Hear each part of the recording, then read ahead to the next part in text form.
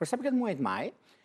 kanë favorizime shumë të mëdha, sepse muaji maj është muaji i fundit pranveror, do thotë ndikime, se përket Afrodita që futet në shenjën e dashit. Afrodita është një ndikim planet shumë pozitiv që lidhet shumë me ekonominë, lidhet shumë me dashurinë, lidhet shumë me problemet që keni pasur, për shembull, njerëzit kanë pasur një lidhje, janë shkëputur, por ky muaj mban çelësat e muajve që do vinë. Hap dyert e së ardhmes për kohën që po vjen me 3 muaj në vazhdim. 4 muaj,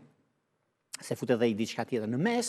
është një moment shumë i mirë, por duhet të ruajmë jaftotësinë, sepse kur grindemi është problem, është mundësia e artë, dhe kjo do të thotë, sepse interesi dhe mundësi dhe çështjet të mëdha që kanë, dhe është pikërisht tani dhe një ndikim planetar që kanë bëjnë në muajin maj, duke nënvizuar ngjarje të rëndësishme astrologjike kësaj periudhe. Lëvizja e Saturnit në Dash do të thotë në datën 25 maj, po ka një ndikim 10 ditë para, pra ka një ndikim në këtë javë, dhe nga fundi kësaj jave dhe vazhdimësia,